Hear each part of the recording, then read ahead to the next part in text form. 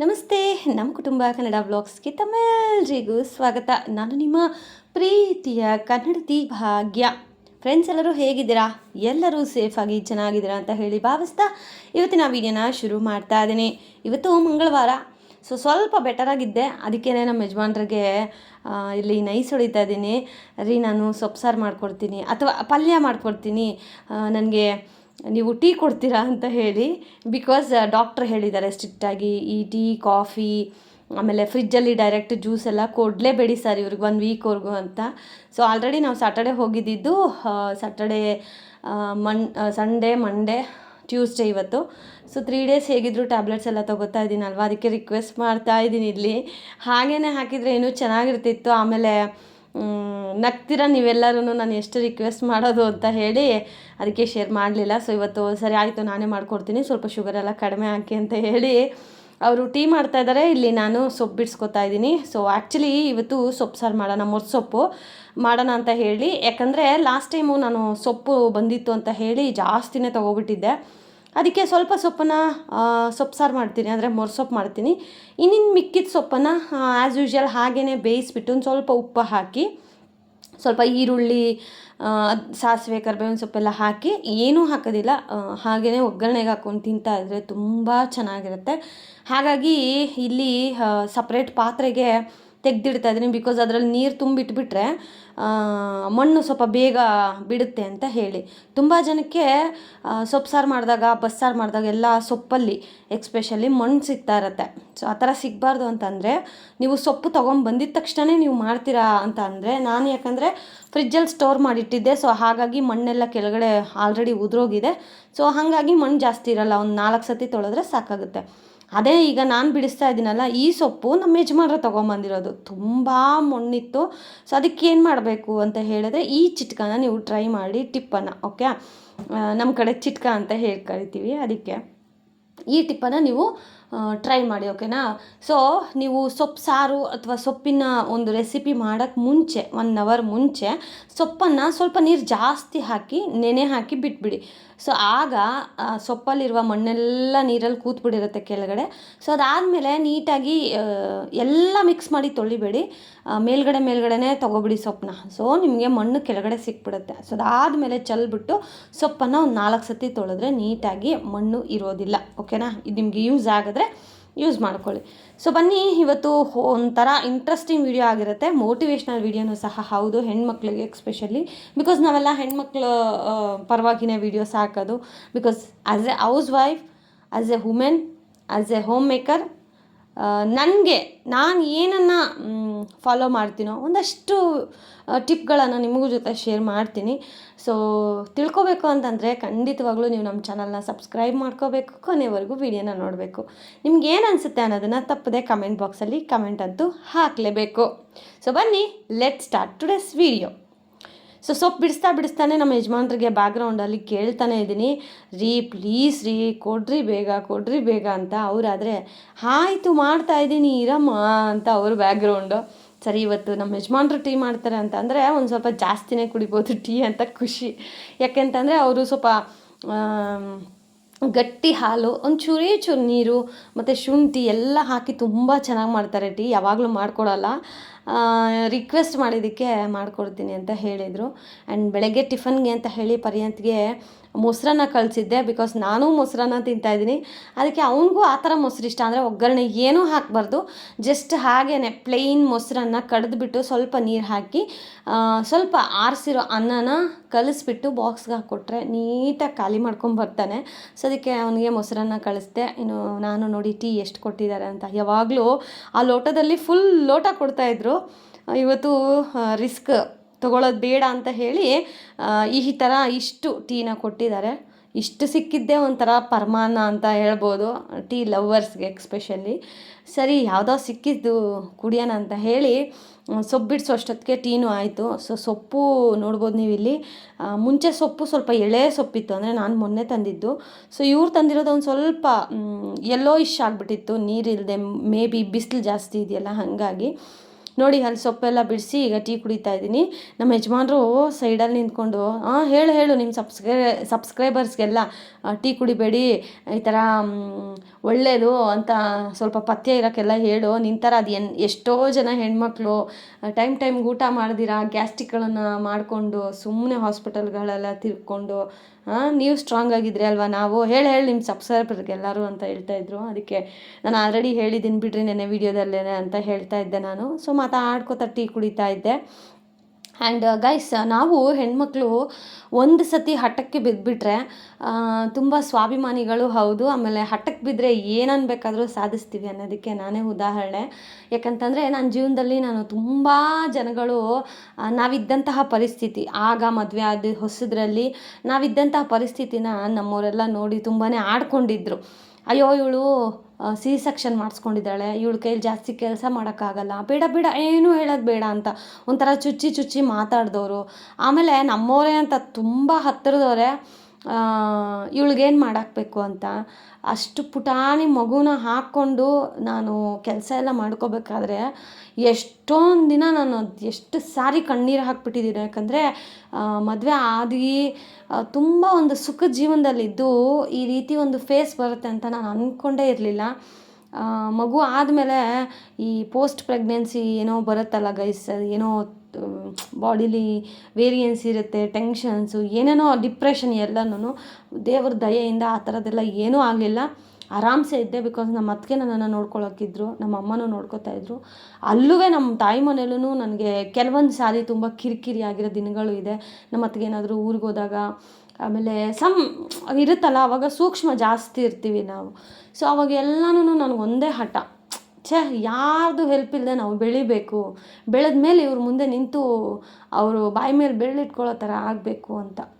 ಅದಾದಮೇಲೆ ಆ್ಯಕ್ಚುಲಿ ನನಗೆ ತಾಯಿ ಮನೆಯಿಂದ ಹಸ್ಬೆಂಡ್ ಮನೆಗೆ ಬರೋಕ್ಕೆ 9 months. ಯಾಕಂದರೆ ಇಲ್ಲಿ ಯಾರೂ ಇರಲಿಲ್ಲ ನಮ್ಮ ಯಜಮಾನ್ರಿಗೆ ಊಟ ಎಲ್ಲ ಮಾಡಿಕ್ಕಕ್ಕೆ ಅಂತ ಹೇಳಿ, ಅವ್ರ ಹತ್ತಿಗೆ ಪಾಪ ಇಷ್ಟು ದಿನ ಮಾಡಿದ್ದಾರೆ, ಇನ್ನೂ ದಿನ ಅಂದರೆ ಚೆನ್ನಾಗಿರೋದಿಲ್ಲ ಅಂತ ಹೇಳಿ ನಾನು 9 ತಿಂಗಳಿಗೆಲ್ಲ ತೊಟ್ಲು ಶಾಸ್ತ್ರ ಮಾಡಿಕೊಂಡು ಬಂದುಬಿಟ್ಟೆ ಇಲ್ಲಿಗೆ ಹಸ್ಬೆಂಡ್ ಮನೆಗೆ. ನಮ್ಮ ಯಜಮಾನ್ರು ಆವಾಗ ನನಗೆ ತುಂಬ ಬ್ಯಾಕ್ ಸಪೋರ್ಟಾಗಿ ನಿಂತು ಎಲ್ಲ ಕೆಲಸದಲ್ಲೂ ಸಪೋರ್ಟ್ ಮಾಡಿ ತುಂಬ ಮಾಡಿದರು. ಓಕೆ, ಬಟ್ ಆ ಟೈಮಲ್ಲಿ ನನಗೆ ತೀರಾ ಕಡಿಮೆ ಜನ ನನಗೆ ಸಹಾಯಕ್ಕೆ ಅಂತ ನಿಂತಿದ್ದು. ಯಾಕಂತಂದರೆ ಹೆಣ್ಮಕ್ಳ ಜೀವನದಲ್ಲಿ ಇವೆರಡೂ ಫೇಸು ತುಂಬ ಮುಖ್ಯ. ಒಂದು ಪ್ರೆಗ್ನೆನ್ಸಿ ಟೈಮು, ಇನ್ನೊಂದು ಬಾಣಂತಿ ಟೈಮು. ಸೊ 2 ಟೈಮಲ್ಲಿ ನಮ್ಮನ್ನು ಯಾರು ಚೆನ್ನಾಗಿ ನೋಡ್ಕೊಂಡಿರ್ತಾರೋ ಅಂಥವ್ರನ್ನ ನಾವು ಲೈಫಲ್ಲಿ ನಮ್ಮ ಕೊನೆ ಉಸಿರಿರೋವರೆಗೂ ನಾವು ನೆನೆಸ್ಕೋತೀವಿ ಅಂತಾರಲ್ಲ, ಆ ಥರ ಇವತ್ತಿಗೆ ನಾನು ಇಷ್ಟು ಒಂದು ಹಠದಿಂದ ನಾವು ಬೆಳೆದಿದ್ದೀವಿ ಅಂತಲೇ ಹೇಳ್ಬೋದು. ಯಾಕಂತಂದರೆ ಆಡ್ಕೊಳ್ಳೋರ ಮುಂದೆ ನಾವು ಯಾವತ್ತೂ ಕೆಳಗೆ ಬೀಳಬಾರ್ದು. ನನಗೆ ಎಕ್ಸ್ಪೆಷಲಿ ಅದರಲ್ಲಿ ತುಂಬ ಗಟ್ಟಿತನ ಜಾಸ್ತಿ, ಹಠ ಜಾಸ್ತಿ, ಕೋಪನೂ ಜಾಸ್ತಿನೇ. ಯಾರಾದರೂ ಏನಾದರೂ ಅಂದುಬಿಟ್ರೆ ನಂಗೆ ಬೇಗ ಸಡನ್ ಕೋಪ ಬಂದುಬಿಡುತ್ತೆ. ಅವ್ರು ಯಾರು ಅನ್ನೋಕ್ಕೆ, ಈ ಥರ ಎಲ್ಲ ಥಾಟ್ಗಳು ನನಗೆ ಬೇಗನೆ ಬಂದುಬಿಡುತ್ತೆ. ಸೊ ಹಾಗೆಯೇ ಒಂದಿನ ಯಾರೋ ನಮ್ಗೆ ತುಂಬ ಬೇಕಾದವರು, ಅವರು ಈಗ ನಮ್ಮ ಜೊತೆ ನಾವು ಮಾತಾಡೋದು ಇಲ್ಲ, ಅವ್ರ ಮನೆಗೂ ಹೋಗೋಲ್ಲ, ನಾವು ಚೆನ್ನಾಗೂ ಇಲ್ಲ ಅವ್ರ ಜೊತೆ. ಸೊ ಆ ಕಾಲದಲ್ಲಿ 9 ತಿಂಗಳ ಮಗುನ ಕರ್ಕೊಂಬಂದಿದ್ದೀನಿ. ನೀನು ಏನು ಮಾಡ್ಕೊತೀಯ ಕೆಲಸ ಅಂತ ಕೇಳೋಕ್ಕೆ ಬರಲಿಲ್ಲ. ಏನೇನಿದೆ ನಿಮ್ಮ ಮನೇಲಿ, ನಿಮ್ಮಪ್ಪ ನಿಮ್ಮಮ್ಮ ಏನೇನು ಕೊಡ್ಸೋರೆ ಅಂತ ನೋಡೋಕ್ಕೆ ಬಂದರು. ಅಂದರೆ ನಾನೇನು ಅಂದ್ಕೊಂಡೆ, ಏನೋ ಮಗು ವಿಚಾರಿಸ್ಕೊಂಡು ಹೋಗೋಕೆ ಬಂದಿದ್ದಾರೆ ಅಂತ. ಬಟ್ ಅಲ್ಲಿ ಆ ವ್ಯಕ್ತಿ ಬಂದಿದ್ದು ನನ್ನನ್ನು ಕೆಳಗಿಟ್ಟು ಮಾತಾಡಲಿಕ್ಕೆ. ಆಗ ನಮ್ಮ ಯಜಮಾನ್ರು ಇರಲಿಲ್ಲ. ಸೊ ಆ ವ್ಯಕ್ತಿ ಆವಾಗ ಅಂದಿದ್ರು ಒಂದು ಮಾತು, ನಮ್ಮ ಮನೇಲಿ ಆವಾಗ fridge, washing machine, UPS, sofa ಏನೂ ಇರಲಿಲ್ಲ ಗೈಸ್. ನಮ್ಮ ಮನೇಲಿ ಒಂದು ಹಳೇ ಮಂಚ ಇದೆ ಗೊತ್ತಾ, ಅದೊಂದು ಮಂಚ, ಆಮೇಲೆ ನಾರ್ಮಲಾಗಿ ದೊಡ್ಡದು ರೂಮಲ್ಲಿರೋ ಮಂಚ ಮತ್ತು ಬೀರು, ಇವೆರಡೇ ಇದ್ದಿದ್ದು. ಏನು ಅಂದರೆ ಏನೂ ಇರಲಿಲ್ಲ. TV ಒಂದಿತ್ತು ಆಗ, ಸ್ಟವ್ ಅಷ್ಟೇ, ಹಳೇದು ಸ್ಟೀಲ್ ಸ್ಟವ್ ಬರುತ್ತಲ್ಲ ಆ ಥರ ಸ್ಟವ್ ಇತ್ತು. ಸೊ ಇವ್ರು ಬಂದು ಮನೆಯೆಲ್ಲ ನೋಡಿ, ಆವಾಗ 9 ತಿಂಗಳಿಗೆ ಮನೆಗೆ ಬಂದಿದ್ದೀನಿ. ಅಯ್ಯೋ ಇವಾಗ ತಾನೇ ಬಂದಿದ್ದಾಳಲ್ವ, ಎಲ್ಲ ಸೆಟ್ ಮಾಡ್ಕೋತಾಳೆ ಅಂತ ಅವ್ರಿಗೆ ಮನ್ಸಿಗೆ ಬರಲಿಲ್ಲ. ಬಂದ ತಕ್ಷಣ ಅವ್ರು ಅಂದಿದ್ದು, ಇಷ್ಟೇನಾ ನಿಮ್ಮ ಮನೇಲಿ ಇರೋದು ಅಂತ. ಗೈಸ್, ಇವತ್ತಿಗೂ ನಾನು ಅವ್ರ ಮನೆಗೆ ಹೋಗಲ್ಲ, ಅವ್ರನ್ನ ನಾವು ಮಾತಾಡ್ಸಲ್ಲ. ನಮ್ಮ ಯಜಮಾನ್ರು ಮಾತಾಡ್ಸ್ತಾರೆ, ನಾನು ಮಾತಾಡ್ಸೋದಿಲ್ಲ. ಇವತ್ತು ಮದುವೆ ಆಗಿ ನಮಗೆ 8 ವರ್ಷ ಕಂಪ್ಲೀಟ್ ಆಯಿತು, 8 ವರ್ಷ. ಇವತ್ತಿಗೆ ನಮ್ಮ ಮನೇಲಿ ಈ ಥರದ್ದಿಲ್ಲ ಅಂತ ಇಲ್ಲ ಗೈಸ್. ಸೊ ಅದೆಷ್ಟು ಬೇಗ ನಾವು ಇಲ್ಲಾಗೋ ಅಪಾರ್ಟ್ಮೆಂಟ್ಗೋ ಮೂವ್ ಆಗ್ತೀವೋ ಅಂತ ಅನ್ನಿಸ್ಬಿಟ್ಟಿದೆ. ಸೊ ಆ ಮಟ್ಟಕ್ಕೆ ಭಗವಂತ ನನ್ನನ್ನು ಇಟ್ಟಿದ್ದಾನೆ ಅಂತಂದರೆ, ನಾನು ಮಾಡಿದಂತಹ ಕೆಲಸ, ಪೂಜೆ, ನನ್ನ ಒಂದು ಶ್ರಮ, ನನ್ನ ಹಠ ಇವೆಲ್ಲವೂ ಸಾಕ್ಷಿ. ಯಾಕಂತಂದರೆ ಗಂಡು ಮಕ್ಕಳು ಕೇಳಿದ ತಕ್ಷಣ ಏನೂ ಕೊಡಿಸೋದಿಲ್ಲ. ಈವನ್ ನಮ್ಮ ಯಜಮಾನ್ರು ಅಷ್ಟೇ. ಫ್ರಿಜ್ ತೊಗೊಳೋಕ್ಕೆ ನಮಗೆ 1 ವರ್ಷ ಹಿಡೀತು. 1 ವರ್ಷದಗಳು ಅಂದರೆ ಆ ಒಂದು ಫೇಸ್ 1 ವರ್ಷ ಮಗುನ ಕರ್ಕೊಂಬಂದಮೇಲೆ ಆ 1 ವರ್ಷ ನಾವು ತುಂಬ ಸಫರ್ ಪಟ್ಟಿದ್ದೀವಿ. ಇಲ್ಲಿ ಫ್ಯಾಮಿಲಿ ಸಪೋರ್ಟು ಇಲ್ಲ, ತಾಯಿ ಮನೆ ಸಪೋರ್ಟು ಇಲ್ಲ. ಇಲ್ಲಿ ನಮ್ಮ ಯಜಮಾನ್ರು ಒಬ್ಬರೇ ದುಡಿಬೇಕು. ಅವ್ರ ಮನೇಲಿ ನನಗೆ ಕಷ್ಟ ಆಗುತ್ತೆ ಅಂತ ಅವ್ರನ್ನ ಮನೇಲಿ ಇಟ್ಕೊಂಡ್ರೆ ನಮಗೆ ತಿಂಗಳ ಪೂರ್ತಿ ಖರ್ಚಿಗೆ ಬೇಕಲ್ಲ, ಮಗು ಬೇರೆ ಇದೆ. ಸೊ ಈ ಥರ ಬಟ್ ಅವತ್ತು ನಾನು ಹಠ ಹಿಡಿದೆ. ಈ ಥರ ಜೀವನನೂ ಒಂದು ಜೀವನನ ಇಲ್ಲ, ಎಲ್ರಿಗಿಂತ ಚೆನ್ನಾಗಿ ನಾವು ಬದುಕಬೇಕು ಅಂತ ಹೇಳಿ 1 ವರ್ಷ ನಾನು ಬಿಟ್ಬಿಟ್ಟೆ. ಸೊ ಅದಾದಮೇಲೆ ನನಗೆ ಯೂಟ್ಯೂಬ್ ಸ್ಟಾರ್ಟ್ ಮಾಡಬೇಕು ಅಂತ ಮನಸ್ಸು ಬಂತು. ಯೂಟ್ಯೂಬಲ್ಲೂ ಅಷ್ಟೇ ತುಂಬ ಜನಕ್ಕೆ 1 ವರ್ಷಕ್ಕೆಲ್ಲ ಮಾನಿಟೈಸೇಷನ್ ಆಗಿಬಿಡುತ್ತೆ. ಬಟ್ ನನಗೆ 1 ವರ್ಷಕ್ಕಾಗಲೇ ಇಲ್ಲ. ಆವಾಗಲೂ ತುಂಬ ಹತ್ತಿದ್ದೀನಿ, ಏನು ರೀ ನಾನು ಇಷ್ಟು ಕಷ್ಟಪಡ್ತಾಯಿದ್ದೀನಿ, ನಂಗೆ ಆಗಲೇ ಇಲ್ವಲ್ಲ ಅಂತ. ಬಟ್ ದೇವ್ರ ದಯೆ ಒಂದು 3 ವರ್ಷಕ್ಕೆ ನನಗೆ ಮಾನಿಟೈಸೇಷನ್ ಆಯಿತು. ಅದಾದಮೇಲೆ ಅರ್ನಿಂಗ್ಸ್ ಶುರುವಾಯಿತು, ಪ್ರಮೋಷನ್ಸ್ ಬಂತು. ಸೊ ಯಾವ ವ್ಯಕ್ತಿ ಆ ಥರ ನಮ್ಮ ಮನೇಲಿ ಅಂದಿದ್ರೋ ಇವಾಗ ಅದೇ ವ್ಯಕ್ತಿ ನಮ್ಮ ಮನೆಗೆ ಬರ್ತಾರೆ. ಬಟ್ ನಾನು ಅವ್ರ ಮನೆಗೆ ಇದುವರೆಗೂ ಹೋಗಿಲ್ಲ. ಅವರೆಲ್ಲ ನಮ್ಮ ಮನೆಗೆ ಬರ್ತಾರೆ. ಬಂದು ನಮ್ಮ ಮನೇಲಿ ಫ್ರಿಜ್ಜು, UPS, ಸೋಫಾ, ನಮ್ಮನೆ ಬೆಡ್ಡು ಸಾಫ್ಟ್ 30,000ದ ಬೆಡ್ಡು, ವಾಷಿಂಗ್ ಇದು ಹೊಸದು ಸ್ಟವ್, ಇದೆಲ್ಲ ನೋಡಿದಾಗ ಅವ್ರು ನಮ್ಮ ಮುಂದೆ ಹೇಳ್ಕೊಳ್ಳಲ್ಲ. ಬಟ್ ಅವ್ರ ಮುಖ ನೋಡಿದ ತಕ್ಷಣ ಗೊತ್ತಾಗ್ಬಿಡುತ್ತೆ. ಸೊ ಹಾಗೆ ಹೆಣ್ಮಕ್ಳಿಗೆ ಹಠ. ನಮ್ಮ ಯಜಮಾನ್ರ ಆಗಿದ್ದಿದ್ರೆ ಅವ್ರು ಇಷ್ಟೆಲ್ಲನೂ ತೊಗೋತಾ ಇರಲಿಲ್ಲ. ನನ್ನ ಹಠದಿಂದನೇ ಅವರು ತೊಗೊಂಡಿದ್ದು. ಸೊ ಫಸ್ಟ್ ಇಯರು ಫ್ರಿಜ್ಜಿಗೆ ತುಂಬ ಕಷ್ಟಪಟ್ಬಿಟ್ಟೆ. ಕೆಳಗಡೆ ಮನೆಗೆ ಹೋಗ್ಬೇಕಿತ್ತು, ಅಲ್ಲಿಡಬೇಕಿತ್ತು. ಸೊ ಯಾರೇ ಆಗಿರಲಿ, ಸ್ವಂತದವ್ರಲ್ಲದೆ ಇದ್ರು, ಎಷ್ಟೇ ಕ್ಲೋಸ್ ಇದ್ರೂ ಒಂದಲ್ಲ ಒಂದು ಟೈಮಲ್ಲಿ ಒಂಥರ ಅಸೂಕ್ಷ್ಮತೆಗಳು ಗೊತ್ತಾಗ್ಬಿಡುತ್ತಲ್ಲ ನಮಗೆ. ಆವಾಗ ನಂಗೆ ಯಾಕೋ ಒಂಥರ ಬೇಡಪ್ಪ, ಯಾಕೆ ಇವ್ರ ಮನೆಗೆ ಹೋಗ್ಬೇಕು, ನಮ್ಮ ಮನೆಗೆ ಒಂದು ಫ್ರಿಜ್ ತೊಗೊಂಬಂದ್ರೆ ಆಗಲ್ವ ಅಂತ ಹೇಳಿ ನಮ್ಮ ಯಜಮಾನ್ರನ್ನ ಕೇಳಿ ಇಲ್ಲ ನಂಗೆ ಬೇಕೇ ಬೇಕು ಅಂತ ಹಠ ಮಾಡಿ ಹೇಗೋ EMIಯಲ್ಲಿ ನಾವು ಫ್ರಿಜ್ ತೊಗೊಂಡ್ವಿ. ಫ್ರಿಜ್ ಬಂದಿದ್ದು ಒಂದು ಗಳಿಗೆನೇ ನಮಗೆ ಒಂಥರ ಆಶೀರ್ವಾದ ಅಂತ ಹೇಳ್ಬೋದು. ಸೊ ಮದುವೆ ಆಗಿ ನಮಗೇನು ಅಷ್ಟು ಕಷ್ಟ ಅನಿಸ್ಲಿಲ್ಲ. ಬಟ್ ಪರ್ಯಂತನ 9 ತಿಂಗಳಲ್ಲಿ ನಾನು ಇಲ್ಲಿ ಕರ್ಕೊಂಬಂದಾಗ ಹಸ್ಬೆಂಡ್ ಮನೆಗೆ, ಆವಾಗ ನಮಗೆ ಗೊತ್ತಾಯಿತು ನೋಡಿ ಲೈಫ್ ಚಾಲೆಂಜಸ್ ಅಂದರೆ ಏನು ಅಂತ.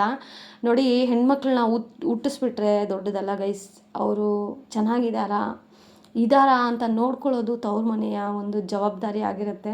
ಕೆಲವೊಂದು ಹೆಣ್ಮಕ್ಳಿಗೆ ಪಾಪ ಆ ಥರ ಇರೋದೇ ಇಲ್ಲ. ಮೇ ಬಿ ಲವ್ ಮ್ಯಾರೇಜ್ ಆಗಿರ್ತಾರೆ ಅಥವಾ ಇನ್ನೇನೋ ಕಾರಣಕ್ಕೆ ಪಾಪ ಅವ್ರ ಜೀವನ ಅವರೇ ಕಟ್ಕೋಬೇಕು. ನಿಜವಾಗ್ಲೂ ಹೇಳ್ತೀನಿ, ಅಂಥ ಜೋಡಿಗಳಿಗೆ ಹ್ಯಾಟ್ಸ್ ಆಫ್. ಬಿಕಾಸ್ ನಮ್ಗೆಲ್ಲರೂ ಇದ್ದೂ ನಾವು ಇಷ್ಟು ಕಷ್ಟಪಟ್ಟಿದ್ವಿ ಅಂದರೆ ಒಂದು ಜೀವನನ ಕಟ್ಕೊಳ್ಳೋಕ್ಕೆ. ಒಂದು ಫ್ಯಾಮಿಲಿ ರೂಪ್ ಮಾಡ್ಕೊಳ್ಳೋದು, ಒಂದು ಫ್ಯಾಮಿಲಿನ ನಡ್ಸ್ಕೊಂಡು ಹೋಗೋದು ಅಷ್ಟು ಈಸಿ ಕೆಲಸ ಅಲ್ಲವೇ ಅಲ್ಲ. ಬಟ್ ನನಗಿದ್ದ ಕೋಪ, ನನಗಿದ್ದ ಹಠ ಇವತ್ತು ನಮ್ಮನ್ನು ಇಲ್ಲಿಗೆ ಮಟ್ಟಿಗೆ ಇಟ್ಟಿದೆ ಅಂತಂದರೆ ತಪ್ಪಾಗಲಾರ್ದು. ಇವತ್ತು ನಾನೇ ಯಾರೆಲ್ಲ ಹಂಗೆ ಮಾತಾಡಿದ್ರಲ್ಲ, ಸೊ ಅವರು ತೀರಾ ಈ ಏನಾದರೂ ಪ್ರಾಬ್ಲಮ್ ಅಂತ ಬಂದಾಗ ನಮ್ಮ ಮನೆ ಹತ್ರ ಬರ್ತಾರೆ, ನಮ್ಮ ಯಜಮಾನ್ರ ಹತ್ರ ದುಡ್ಡು ಕೇಳೋಕ್ಕೆ. ನಾಚಿಕೆ ಆಗಬೇಕು ಅವರಿಗೆ. ಬಂದು ಕೃಷ್ಣ ಈ ಥರ ಅರ್ಜೆಂಟ್ ಆಗಿಬಿಟ್ಟಿದೆ, ಒಂದು 2,000 ಕೊಡ್ತೀಯಾ, ಒಂದು 10,000 ಕೊಡ್ತೀಯಾ ಅಂತ. ನಮ್ಮ ಯಜಮಾನ್ರು ಅವಾಗಿಂದನೂ ಅಷ್ಟೇ, ನಮ್ಮವರು ತಮ್ಮವರು ಜಾಸ್ತಿ. ಒಂದು ಪಕ್ಷ ನನ್ನನ್ನಾದರೂ ಒಂದು ಮಾತಲ್ಲಿ ಬಿಟ್ಟು ಕೊಡಬಹುದು. ಬಟ್ ಅವ್ರ ಕೆಲವೊಬ್ಬರನ್ನ ನಮ್ಮವರು ಅಂತ ಅಂದ್ಕೊಂಡಿರ್ತಾರಲ್ಲ. ಬಟ್ ಈಗೀಗ ನಮ್ಮ ಯಜಮಾನ್ರಿಗೆ ಚೆನ್ನಾಗಿ ಗೊತ್ತಾಗಿದೆ ಬಿಡಿ, ಯಾರು ನಮ್ಮವರು ಯಾರು ನಮ್ಮವರಲ್ಲ ಅಂತ. ಸೊ ಇವಾಗ ತೀರಾ ಕಡಿಮೆ. ಬಟ್ ಆವಾಗ ಹೊಸದ್ರಲ್ಲಿ ತೀರಾ ನೋಡಿಬಿಟ್ಟಿದ್ದೀನಿ ನಾನು.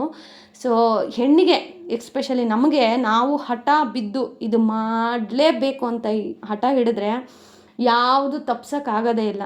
ಹಠದ ಜೊತೆಗೆ ನಮ್ಮ ಶ್ರಮನೂ ಇರಬೇಕು. ತುಂಬ ಜನ ನಾನು ಪ್ರತಿ ವಿಡಿಯೋದಲ್ಲಿ ಹೇಳ್ತಾ ಇರ್ತೀನಿ, ಯೂಟ್ಯೂಬ್ ಸ್ಟಾರ್ಟ್ ಮಾಡಿದಾಗ ಏನು ಮಾಡೋ ಕೆಲಸ ಇಲ್ಲ ಇವಳಿಗೆ, ವೀಡಿಯೋಸ್ ಅಪ್ಲೋಡ್ ಮಾಡ್ತಾಳೆ ಅಂತ. ಆವಾಗ ನೆಟ್ ಪ್ಯಾಕು ಅದು ಎಷ್ಟು ಸತಿ ನಮ್ಮ ಯಜಮಾನ್ರ ಹತ್ರ ಬೈಸ್ಕೊಂಡಿದ್ದೀನೋ ಗೊತ್ತಿಲ್ಲ, ನೆಟ್ ಪ್ಯಾಕ್ ಖಾಲಿ ಆಗಿದೆ, ಹಾಕ್ಸಿ ಅಂತ. ಸೊ ಅದೆಲ್ಲ ನೆನೆಸ್ಕೊಂಡ್ರೆ ಇವತ್ತಿಗೆ ಆ ದೇವ್ರಿಗೆ ನಾನು ನಿಜವಾಗ್ಲೂ ಒಂದು ಧನ್ಯವಾದ ಹೇಳಲೇಬೇಕು. ನನ್ನ ಗಂಡನಿಗೆ, ಆ ದೇವರಿಗೆ, ನನ್ನ ಮಗನಿಗೆ. ಸೊ ಇವತ್ತಿನ ಈ ಒಂದು ಬೆಳವಣಿಗೆಗೆ ನಮ್ಮ ಹಠ, ನಮ್ಮ ಛಲ, ನಮ್ಮ ಇದು ಕಾರಣ ಆಗುತ್ತೆ ಅಂತ ಹೇಳೋಕ್ಕೆ ಇಷ್ಟಪಡ್ತೀನಿ. ಸೊ ಹೆಣ್ಮಕ್ಳು ಮನೇಲಿರೋರು ನಾವು ಆದಷ್ಟು ಸ್ಟ್ರಾಂಗ್ ಇದ್ದು, ಇವಾಗ ಗಂಡು ಮಕ್ಕಳು ಕೆಳಗಡೆ ಬಿದ್ದರೂ ನಾನು ಇದೀನಿ ರೀ ನಿಮ್ಮ ಜೊತೆ, ಬನ್ನಿ ಎಂಥ ಯುದ್ಧನಾದರೂ ಗೆದ್ಕೊಂಬರೋಣ ಅಂತಂದರೆ ಹಸ್ಬೆಂಡ್ಸ್ಗೆ ಅದು ಎಲ್ಲಿಲ್ಲದೆ ಇರೋ ಪವರ್ ಬರುತ್ತೆ ಗೊತ್ತಾ. ಅದಕ್ಕೆ ಹೇಳ್ತಾರೆ ಮನೆಗೆ ಹೆಣ್ಮಕ್ಳು ಮಹಾಲಕ್ಷ್ಮಿ ಇದ್ದಾಗೆ, ಅವ್ರು ಖುಷಿಯಾಗಿದ್ದರೆ ಸಂಸಾರ ಚೆನ್ನಾಗಿರುತ್ತೆ ಅಂತ. ನನಗಂತೂ ಆ ಫೇಸನ್ನು ಈಗಲೂ ನೆನೆಸ್ಕೊಂಡ್ರೆ ಕೆಲವೊಂದು ಸಾರಿ ಕಣ್ಣಲ್ಲಿ ನೀರು ಬರುತ್ತೆ. ಯಾಕಂದರೆ ಅಷ್ಟು ಇದನ್ನು ಅನುಭವಿಸ್ಬಿಟ್ಟಿದ್ದೀನಿ. ಈಗಾದರೂ ಭಗವಂತನ ದಯೆ ಚೆನ್ನಾಗಿದ್ದೀವಿ ಅಂತ ಹೇಳಬೇಕು. ಟಚ್ ವುಡ್ಡು ಹೀಗೆ ಇಟ್ಟಿರಲಿ ಭಗವಂತ. ಬಟ್ ಅವಾಗಿನ ಫೇಸನ್ನು ನೆನೆಸ್ಕೊಳ್ಳೋಕ್ಕೂ ಭಯ ಆಗುತ್ತೆ. ಎಷ್ಟೋ ದಿನಗಳು ನಾನು ನಮ್ಮ ಯಜಮಾನರದು ಎಷ್ಟು ಕಿತ್ತಾಡಿದ್ದೀವೋ, ಜಗಳ ಆಡಿದ್ದೀವೋ ಇದೇ ವಿಚಾರಗಳಿಗೆ. ಬಟ್ ಇವತ್ತಿನ ದಿನ ನಮ್ಮನ್ನು ನಾವು as a parents, as a husband and wife ಅಂತ ನೋಡೋಕ್ಕೋದ್ರೆ we are very proud of our self. ಹೆಣ್ಮಕ್ಳು ಸ್ಟ್ರಾಂಗ್ ಆಗಿದ್ದರೆ ಎಂತಹ ವಿಚಾರಗಳನ್ನು ನಾವು ಸಾಧಿಸ್ಬೋದು. ಏನಂತೀರಾ? ಕಮೆಂಟ್ ಮಾಡಿ.